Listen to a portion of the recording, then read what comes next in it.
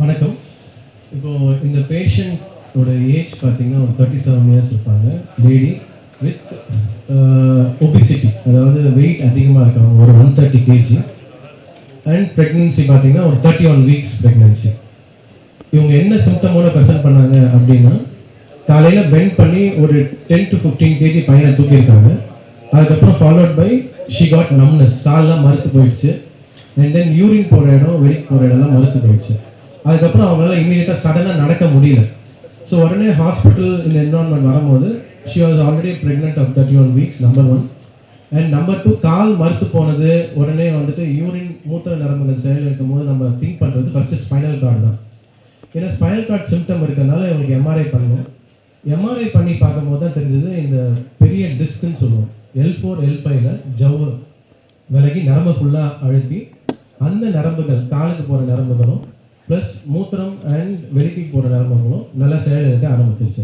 So இது பேர் காடா ஈக்குனா சிண்ட்ரோம் அப்படின்னு சொல்லுவோம் ஆங்கிலத்தில். இது வந்து ஒரு ரியல் ஸ்பைனல் எமர்ஜென்சி. இதை நம்ம இமீடியட்டாக ஆப்ரேட் பண்ணி சரி பண்ணலன்னா இவங்களால லைஃப் லாங்காக இதுலேருந்து எழுந்திருக்க முடியாது. ப்ளஸ் மூத்திரம் போகிறதும் வெளிக்கு போகிறதும் கண்ட்ரோல் இருக்காது.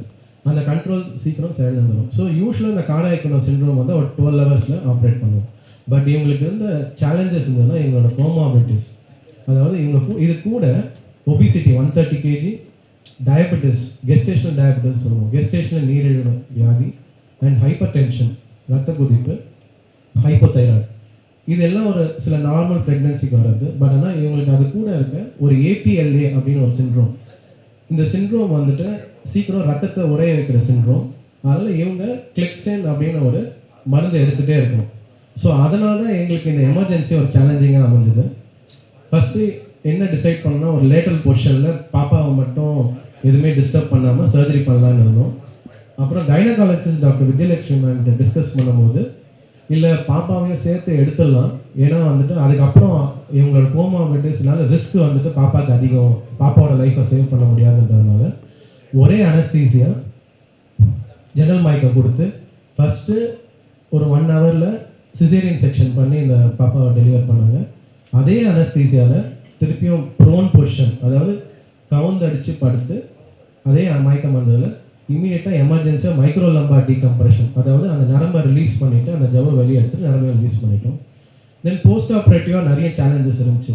ஏன்னா ரத்தம் உரைய வைக்கக்கூடாதுன்றதுக்காக கிளெக்சேன்ற மருந்து கொடுக்குறோம். ஆனால் இதையோடய நம்ம வந்து 2 சர்ஜரி பண்ணியிருக்கோம். ஸோ ப்ளீடிங் ஃபேக்டர் எங்களுக்கு அதிகமாக இருக்கும். அதனால் அதை ட்ரெயின் போட்டு அதை வந்துட்டு ஊண்டை ப்ராப்பராக கேர் பண்ணணும். ரெண்டாவது, பாப்பா 31 வீக்ஸ் இன்டென்சிவ் கேரில் இருக்கிறதுனால பாப்பாவோட கேர் ரொம்ப இம்பார்ட்டன்ட். தேர்டு, போஸ்ட் ஆப்ரேட்டிவாக எதுவும் இன்ஃபெக்ஷன் வரக்கூடாது. இது 3 மேனேஜ் பண்ணுறது தான் ரொம்ப சேலஞ்சிங்காக இருந்துச்சு. அதான் இந்த கேஸோட யூனிக் ஃபியூச்சர்ஸு. ஏன்னா 2 surgery to save the life of mother and then life of child. And post operative complications, அதாவது இன்ஃபெக்ஷன், ரெண்டாவது வந்துட்டு நியூராலஜிக்கல் ரெக்கவரி, இது 2மே ரொம்ப சேலஞ்சிங்காக இருந்துச்சு. ஸோ சர்ஜரி முடிஞ்சு மறுநாள் ஒரு 24 ஹவர்ஸ்லேயே எங்களோட காலோட ரெக்கவரி வர ஆரம்பிச்சிருச்சு. செகண்ட் டே கொஞ்சம் நடக்கிறதுக்கு ட்ரைனிங் கொடுத்தாச்சு. அண்ட் தென் தேர்ட் டே கொஞ்சம் கொஞ்சமாக அந்த யூரினரி சிம்டம்ஸ்க்கு ரிலீவ் ஆகிறதுக்கு அவங்களுக்கு மெடிசன்ஸ் அதெல்லாம் கொடுத்துட்டு இப்போது டவுன் த லைன் 3 வீக்ஸில் நல்லா ரெக்கவர் ஆகிருக்காங்க. ஸோ இதில் மெயின் சேலஞ்சஸ் அப்படின்னு பார்த்தீங்கன்னா இன்ட்ராஆப்ரேட்டிவ் சேலஞ்ச் இருந்துச்சு, அண்ட் தென் போஸ்ட் ஆப்ரேட்டிவாக மேனேஜ் பண்ணுறது சேலஞ்ச் இருந்துச்சு. அந்த சேலஞ்சிங்லாம் இண்டிவிஜுவல் கன்சல்டன்ட் அவங்க டேக் கேர் பண்ணுறதுனால ஒட்டு மொத்தமாக இது ஒரு குவார்டினரி ஹாஸ்பிட்டலில் சக்ஸஸ்ஃபுல்லாக முடிக்க முடிஞ்சது. தேங்க்யூ. Yes sir.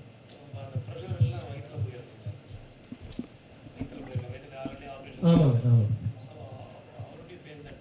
சார். இப்போ என்னென்னா, இப்போ கவுத்து போட்டு பண்ணுறதுனால குப்புறப்படுத்துறதுனால அந்த ப்ரெஷர் அவங்களோட ஊன் கேப்பிங் வரதுக்கு வாய்ப்புகள் இருக்கும். அதுக்காக யூஸ்வலாக வயிறு பகுதியை க்ளோஸ் பண்ணுறதுக்கு வந்துட்டு வைக்ரல்னு ஒன்று தான் யூஸ் பண்ணுவாங்க பசங்க. இதை முன்னாடியே ப்ரெடிக்ட் பண்ணதுனால ப்ரூலிங்கிற ஒரு டஃப்பான சூச்சர் யூஸ் பண்ணுவோம். அது இல்லாமல் இந்த APLA சிண்ட்ரோமில் கிளெக்சேன் மருந்து கிடைக்கிறதுனால ரத்தம் ஓட்டம் நிற்காது. ஸோ உள்ளேயும் அந்த ரத்தம் தேவைக்கூடாதுக்காக ப்ரீ ஆப்ரேட்டிவாகவே அந்த வயிற்று பகுதியை ஆப்ரேட் பண்ணி க்ளோஸ் பண்ணும்போது 2 சைடுமே ஒரு பெரிய ட்ரெயின் டியூப் போட்டாங்க. ஸோ வேஸ்ட் பிளட் எதனா இருந்தாலும் வெளியே வந்துடும். அண்ட் இதுக்கேற்ற மாதிரி கவுந்தடிச்சு படுக்கிறதுக்கு ஒரு பெரிய பில்லோ ஒன்று ரெடி பண்ணிட்டோம். ஸோ அந்த பில்லோ செஸ்ட் பகுதியிலையும் பெல்விஸ் போன்ற பகுதியிலையும் இருக்கும். ஸோ அப்போ வயிறு ஃப்ரீ ஆகிடும். எஸ், ப்ரெஷர் இல்லாமல் இருக்கும். ஸோ அதில் ஏன்னா ப்ரெஷர் இருந்ததுன்னா என்னால் முதுகுத்தண்டு சர்ஜரி பண்ண முடியாது சார். ஏன் தெரியுங்களா, அதில் எபிடியூரல் வெசல் இருக்கும் ஸ்பைனல் கார்ட் கிட்ட, எபிடியூரல் ரத்த குழாய்கள். அது வந்து எங்கேருந்து வருது அப்படின்னா IVCன்னு சொல்லுவோம். சரிங்களா? இந்த ஐவிசின்றது அயோட்டாக்கு ஏற்ற மாதிரி ஒரு பெரிய ரத்த குழாய். அந்த ப்ரெஷரால் பேக்கில் வந்துச்சுன்னா ஸ்பைனல் கார்டை ரிலீஸ் பண்ண முடியாது. ஸோ அதனால் அப்டமன் ஃப்ரீயாக இருக்கிறதுக்கான டெக்னிக்ஸ் எல்லாமே ப்ரீ ஆப்ரேட்டிவாக பிளான் பண்ணியாச்சு. 130 sir. Normal pregnancy, spontaneous conception. See, during the pregnancy, the cardiac equinox syndrome will not be diagnosed in the first trimester அந்த மாதிரி பண்ண முடியாது. இல்லை sir, cauda equina syndrome is emergency condition sir. Okay, சரி, இப்போ இது literature வழியாக எடுத்து பார்த்தீங்கன்னா ஒரு நார்மல் டிஸ்க் ப்ரொலாப்ஸ் ப்ரெக்னென்ட் லேடிக்கு வருமா அப்படின்னா ஆமாங்க. ஏன் அப்படின்னா ப்ரெக்னென்சி அப்போ அப்டமன் பெருசாகிறதுனால ஸ்பைன் உள்ள இழுக்கும், ஸ்பைனோட கர்வேச்சர் சேஞ்ச் ஆகும், அதனால் டிஸ்கில் ப்ரெஷர் அதிகமாகும். ப்ரெக்னென்சி அப்போ ஹார்மோனல் சேஞ்சஸ் நிறைய வரதுனால தசைகள்லாம் லூஸாக இருக்கும்.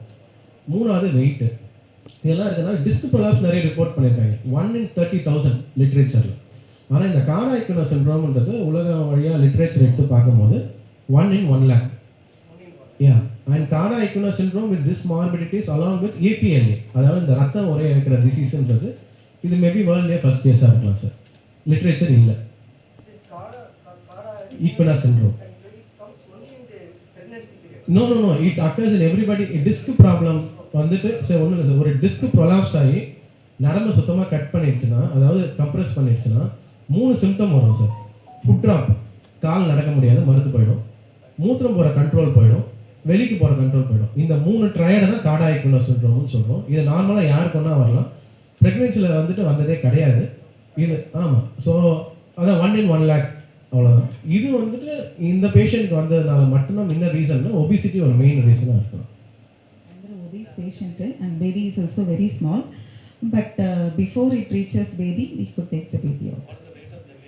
1.8. Yeah, and the gestational age is normal weight, 31 weeks. This procedure is first in Tamil Nadu, first in India, and any significance? So procedure significance எதுவும் இல்லை சார். சர்ஜரி ப்ரொசீஜர் வந்துட்டு இது காமனாக பண்ணிட்டு சார். பட் இந்த மாதிரி சினாரியோ வராது. This scenario may be the first in the world. Yeah. Because the literature is not there in this. ஏன்னா இந்த ஏபிஎல்ஏ கூட இருக்கிறதுனால தான் இதை வந்து காம்ப்ளெக்ஸாக கருதணும். ஏன் அப்படின்னா இதில் பிளட் கிளாட் ஆகிடுச்சுன்னா ஊண்டில் மாட்டோம் சார், ஊண்டு ஹீலே ஆகாது. அண்ட் தென் நம்ம இதை ஓகே லேட்டாக பண்ணிக்கலாம்னு விட்டா நியூராலஜி இருக்காரு, பேஷண்ட் நடந்திருக்கவே மாட்டாங்க. இப்போ 3 weeks ஆகுது, பேஷண்ட் இண்டிபெண்டாக நடக்கிறாங்க. அதான் அவருக்கு. So it is mainly because of the hospital infrastructure. இது ஒரு சின்ன ஸ்கேல் ஹாஸ்பிட்டலில் இத்தனை பேர் இருப்பாங்கன்னு தெரியாது, நம்பர் 1. ஒரு அதே மாதிரி இந்த சின்ன ஸ்கேல் ஹாஸ்பிட்டலில் இவ்வளோ பிளானிங் டக்குன்னு நடக்க முடியுமான்னு தெரியாது, கோஆர்டினேஷன் இருக்குமான்னு தெரியாது. And infrastructure also plays an important role. ஒரு என்ஐசி இருக்கணும், பேபியை 31 weeksலேருந்து நம்ம வேறு ஹாஸ்பிட்டல் ஷிஃப்ட் பண்ண முடியாது. ஸோ பேபியும் வந்துட்டு உயிரோடு இருக்கணும். And at the end of the day it needs a lot of counseling to the patient. Patient கிட்ட ஃபர்ஸ்ட் காலில் போயிட்டு இந்த சிம்டம் இருக்குது, உங்களுக்கு எமர்ஜென்சியாக சர்ஜரி பண்ணணும், எந்த பேஷண்ட்டும் ஒத்துக்க மாட்டாங்க சார். அதுவும் ப்ரெக்னென்ட் பேஷண்ட், அவங்களே ஏற்கனவே ஒரு ப்ரெக்னென்சியில் ஸ்ட்ரெஸ்ஸில் இருக்காங்க. நீங்கள் போயிட்டு அவங்ககிட்ட ப்ரூவ் பண்ணணும் இது மாதிரி பெரிய சென்சேஷன் ஒரு சென்சேஷனே இல்லை அப்படின்னா அந்த நரம்பு பாதிச்சோடனே ஆசனம் ஆயிருக்குல்ல சார், அதுக்கிட்ட கீழே யூஸ்வலாக எல்லாருக்கும் பயங்கரமான பெயின் இருக்கும். இவங்க அந்த பெயினே இருக்காது, ஃபுல்லாக மறுத்து போயிடும். அது அப்புறம் அவங்க பிலீவ் பண்ணனால தான் மூத்திரமும் போக முடியல என்னால் ஒரு 6 hours, அப்போ கண்டிப்பாக ஏதோ ப்ராப்ளம் இருக்கும்னு தான் தென் தே பிலீவ். இல்லை அவ்வளோ சீக்கிரம் வந்துட்டு ஒரு ப்ரெக்னென்ட் லேடி அவங்க இருக்கிற ஸ்ட்ரெஸ்ஸில் இதெல்லாம் வந்துட்டு கன்வின்ஸ் பண்ணுறதே கஷ்டம் சார்.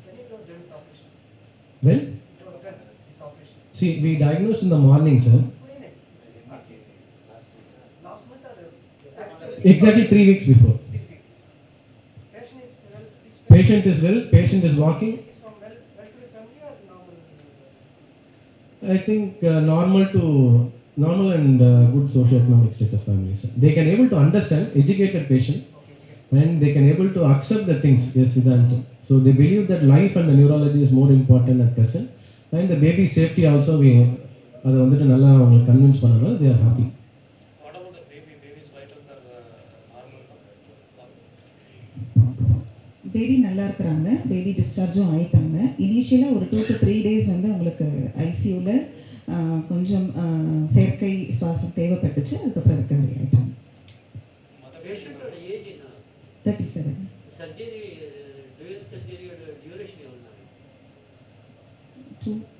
சிசேரியன் ஒரு 45 minutes to 1 hour.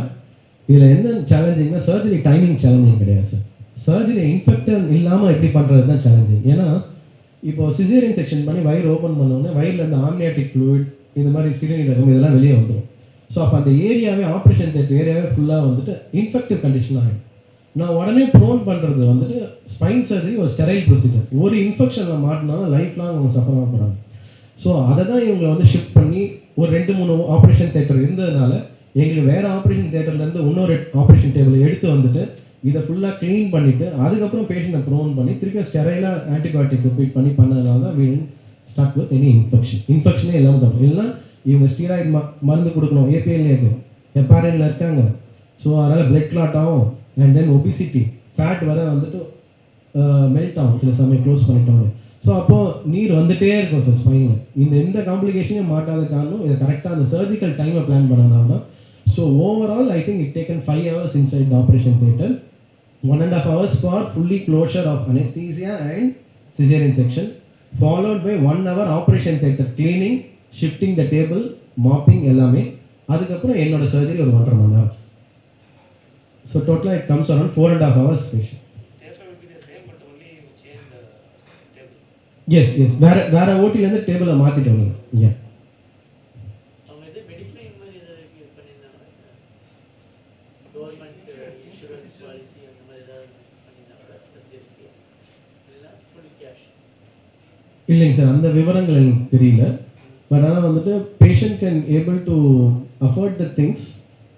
ஏன் அப்படின்னா அவங்க இந்த ரிஸ்க்குலாம் அவங்க ஒத்துக்கிட்டு அவங்களோட குறிக்கோள் 2 தான் சார். சார் என் பொண்ணு உயிரோடு இருக்கணும், என் பாப்பா உயிரோடு இருக்கணும், இதுதான் அவங்க அம்மா கேட்டது. ஸோ இதுக்கு என்ன சேஃப்டி வேணுமோ அதை நீங்கள் பண்ணுங்கள். இந்த சேஃப்டின்றது என்னென்னலாம் உங்களுக்கு தேவையோ எல்லா சேஃப்டி ரெக்குவயர்மெண்ட்ஸும் இந்த குவாட்டனரி ஹாஸ்பிட்டலில் பண்ண முடிஞ்சதுனால மட்டும் தான் இது சக்ஸஸ்ஃபுல்லாக முடிஞ்சது sir. Now, spinal cord column come again, sir. For this patient, it will recur again, sir. Yes sir, it may recur again. ஏன் அப்படின்னா இந்த L4 ஃபைல சுத்தமாக அந்த நியூக்ளியஸ் வெளியே வந்துருச்சு. But L1, L2, L3, L4 மற்ற இடத்துலையும் டிஸ்க் இருக்க தானே செய்யுது. இவங்க இதுக்கு காரணமே நான் சொல்லிட்டேன் ஆல்ரெடி, வெயிட் ஒரு முக்கியமான காரணம்ட்டு. ஸோ வெயிட்டை குறைச்சி யோகா இந்த மாதிரி எக்ஸசைசஸ் பண்ணாங்கன்னா இது திருப்பியும் வராது சார். வெயிட் குறைக்கலன்னா இவங்களோட ரிஸ்க் அதிகமாக தான் இருக்கும். Is it the first baby? Yes, first baby. இவங்க ஃபேமிலியில் இந்த மாதிரி ஏதாவது ஹிஸ்ட்ரி இருக்கா? இல்லை சார், இந்த சிண்ட்ரோம் ஏதாவது இந்த மாதிரி இருக்கா? சிண்ட்ரோம் ஹிஸ்ட்ரி எதுவும் சொல்லுங்கள். சிசேரியனுக்கு மலர்ந்து படுக்கணும், ஆ ஸ்பைனல் கார்டு ஆப்ரேஷன் பண்ணுறதுக்கு வந்து கூப்பிடப்படுத்து பண்ணுங்க. அதுக்கு அது எந்த அளவுக்கு உங்களுக்கு கஷ்டமாக இருக்குது? அது ஒரு சேலஞ்ச் தான் எங்களுக்கு. அந்த சூச்சர்ஸ்லாம் வந்து அதுக்காக தான் முன்னாடியே ப்ரீ பிளான் பண்ணி நான் அப்சார்பபிள் சூச்சர்ஸ் யூஸ் பண்ணோம் அந்த ரெக்டர் ஷீட் அந்த வயிறை க்ளோஸ் பண்ணுறதுக்கு. அண்ட் ட்ரெயினும் வச்சுருந்தோம். அண்ட் குப்புறப்படுத்து பண்ணும்போது நம்ம பில்லோலாம் போட்டு ஒரு ப்ராப்பர் பொசிஷன் பண்ணி தான் பண்ணோம். ஸோ அதனால் பிக் சைஸ் பில்லோ தான் அது மேலே போல்ஸ்டர்னு ஒன்று யூஸ் பண்ணுவோம் சார். யூஸ்வலாக வந்துட்டு ஒரு 90 kg தாங்குற போல்ஸ்டர் யூஸ் பண்ணுவோம். அந்த போல்ஸ்டர்ன்றது நம்ம ரோலர் பில்லோ மாதிரி இருக்கும் பெருசு. ஸோ செஸ்ட்டுக்கும் இடுப்புக்கும் கொடுப்போம். ஸோ தட் வயிறு வந்து ஃப்ரீயாக கீழே தோணும் கவுந்தடிச்சு படுக்கும்போது. இந்த போல்ஸ்டர் வந்து இன்னும் கொஞ்சம் பெரிய சைஸாக பில்லெல்லாம் பண்ணதுனால வயிறில் இருக்க ப்ரெஷரை கம்மி பண்ண முடியும். She can have the second child, madam. Is it safe? she can have some. இந்த குப்புறப்படுத்தல் தேர்வு வந்து டாக்டர் இப்போது மிஸ்ஸஸ் ஜனனி அப்படின்னு ஒரு பேஷண்ட்டு 37 years குடுவாஞ்சேரிலேருந்து வந்திருந்தாங்க. இவங்களுக்கு பார்த்தீங்கன்னா பேக் பெயின், கால் மறுத்து போகிற சிம்டம், அண்ட் தென் யூரின் போகிறது வெளிக்கு போகிறது பிரச்சனையாக இருந்துச்சு. இவங்க ஒரு ப்ரெக்னென்ட் லேடி, 31 weeks. ஸோ நம்ம அதை இன்வெஸ்டிகேஷன் பண்ணி பார்க்கும்போது அவங்களுக்கு திடீர்னு கால் செயலுன்றது காரணம் பின்னாடி டிஸ்கில் வந்து ப்ராப்ளம் இருந்ததுனால அது வந்து நரம்பு பாதிச்சதுனால இந்த ப்ராப்ளம் வந்துச்சு. ரெண்டாவது இவங்களோட எவாலுவேஷனில் இவங்களுக்கு diabetes, hypertension, hypothyroid, obesity 130 kg plus அது இல்லாமல் ஏபிஎல்ஏ சிண்ட்ரோம்னு ஒன்று சொல்லுவோம். அதாவது இது வந்துட்டு ஒரு ஆட்டோஇம்யூன் டிஸார்டர். ஸோ இதனால் ரத்தத்தை உறைய வைக்கிறது, ப்ளசண்டாவில் ப்ராப்ளம் உண்டு பண்ணுறது, பேபிக்கு அபார்ட் உண்டு பண்ணுறது, இதெல்லாம் வந்து இந்த வியாதியோட தன்மைகள். இதனால் இந்த பேஷண்ட் வந்துட்டு கிளெக்ஸேன்ற ஒரு மருந்தில் ரொம்ப நாளாக இருந்தாங்க. ஸோ இந்த ப்ராப்ளம் இமீடியட்டாக ஆனதுனால இந்த கார்டா ஈக்வினா சிண்ட்ரோம்ன்றது ஒரு எமர்ஜென்சி சர்ஜரி. ஸோ இது ஒரு சிம்பிள் நம்ம சர்ஜரி மாதிரி பண்ணிட்டு போயிட முடியாது. ஏன்னா இதில் வந்துட்டு ப்ரெக்னெண்ட்டாக இருக்கிறதுனால we need to involve gynaecologist, ரெண்டாவது ஹெமட்டாலஜிஸ்ட், ரத்தத்தை உறைய வைக்கிறதுக்கு அண்ட் தென் அதுக்கான மெடிசன் கொடுக்கறதுக்கு, ஹெமட்டாலஜிஸ்ட் இன்வால்வ் பண்ணோம். அண்ட் மயக்க மருந்து அவங்க டாக்டருக்கும் ரொம்ப சேலஞ்சிங்காக இருந்துச்சு. ஸோ இந்த சர்ஜரி எமர்ஜென்சியாக அவங்ககிட்ட சொல்லி அவங்க ப்ராப்ளமை புரிய வச்சு அதுக்கப்புறம் ஒரு 6 hours to 8 hours first caesarean பண்ணோம். தென் சைல்டு வந்து 31 weeksனால அந்த சைல்டை எடுத்துகிட்டு ஐசியூ கேரில் தேவைப்பட்டது. ஃபாலோட் பை இமீடியட்டாக கவுந்தடிச்சு படுத்துட்டு பேஷண்ட்டுக்கு அதே அனஸ்தீசியாவில் தென் ஃப்ளோர் எல்லாமே கரெக்டாக ஸ்டெரைல் கண்டிஷனில் மாப் பண்ணிவிட்டு ப்ரோன் பொசிஷனில் எமர்ஜென்சியாக மைக்ரோ லம்பார் டிஸ்கெக்டமின்னு எமர்ஜென்சி சர்ஜரி பண்ணி அந்த நரம்போட ப்ரெஷரை ரிலீவ் பண்ணியிருக்கோம்.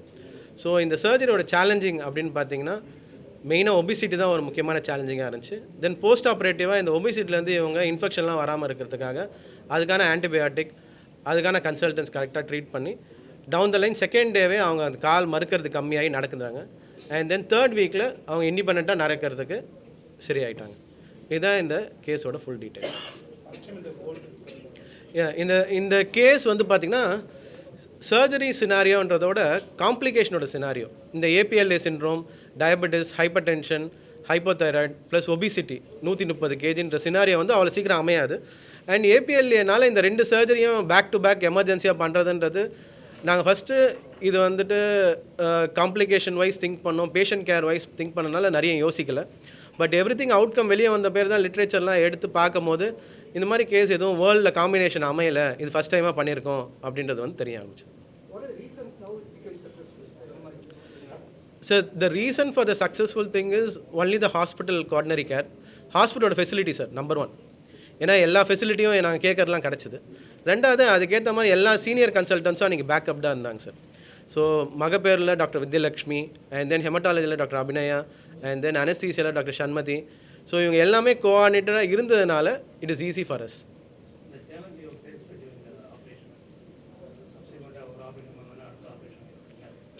ஆமாம். ஸோ சேலஞ்சஸ்ன்னு பார்த்தீங்கன்னா அதான் சார் ஸ்டெரைல் டெக்னிக். ஏன்னா ஸ்பைன் வந்துட்டு நம்ம பண்ணும்போது ஸ்டெரைலாக பண்ணுறதுன்றது ரொம்ப, அதாவது ஸ்டெரைல்னால் அந்த இடத்துல இன்ஃபெக்ஷன் வரக்கூடாது சார். ஏன்னா இன்ஃபெக்ஷன் வந்ததுன்னா அது வந்து ஒரு பெரிய ப்ராப்ளம் ஆகிடும். அண்ட் அதுலேருந்து பேஷண்ட் இன்னும் நிறைய காம்ப்ளிகேஷனில் மாட்டுவாங்க. ஸோ இந்த சர்ஜரி டியூரேஷன் டோட்டலாக பார்த்தீங்கன்னா மயக்க மருந்து கொடுத்த அப்புறம் சிசேரியன் செக்ஷன் ஒரு 1 hour அண்ட் நடுவில் 1 hour we taken to clean the floor.